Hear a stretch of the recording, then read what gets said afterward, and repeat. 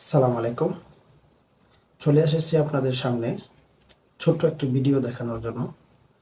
তারপর কিছু কথা বলবো আপনাদের সামনে, কিছুক্ষণ আড্ডা দিব। আশা করি ভিডিওটি আপনাদের ভালো লাগবে। ভিডিওটি দেখতে থাকুন।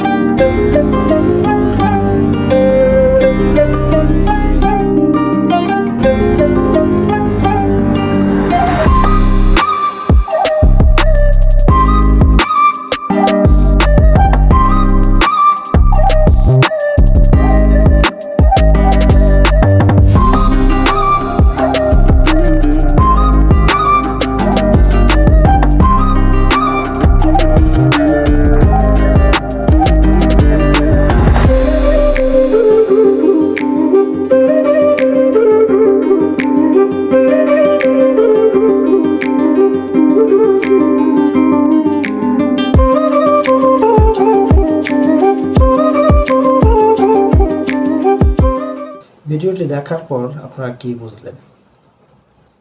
আশা করি আপনারা অনেক কিছু বুঝতে পেরেছেন। তারপরেও আমি কিছু কথা বলি। This is unity.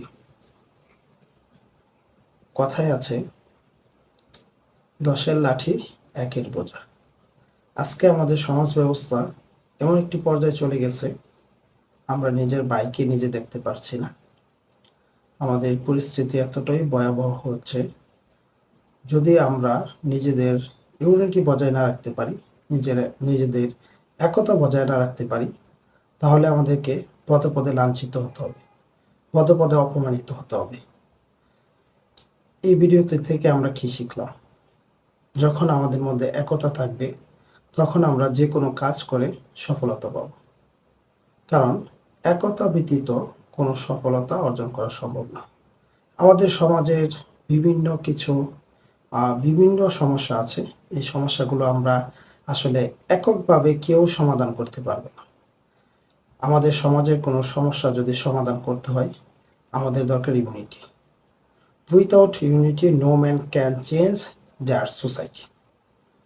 তাই আমাদের উচিত এক ভাই আরেক ভাইয়ের বিপদে এগিয়ে আসা, স্বার্থের কথা চিন্তা না করে কিভাবে সমাজকে এগিয়ে নিয়ে যায়, ভবিষ্যৎ প্রজন্মকে কিভাবে ভালো একটি উজ্জ্বল ভবিষ্যৎ প্রদান করা যায়, এদিকে লক্ষ্য রাখা। আমাদের আজকে যে বিভিন্ন সমস্যা আছে, ব্যক্তিকেন্দ্রিক বিভিন্ন ঝামেলা আছে, এই ঝামেলাগুলো আমরা এতটাই গভীরভাবে নিয়ে যাই যে আমাদের ইউনিটির কথা আমাদের মনে থাকে না, আমাদের একতা মনে থাকে না, আমরা ভাই ভাইকে দেখতে পাই না।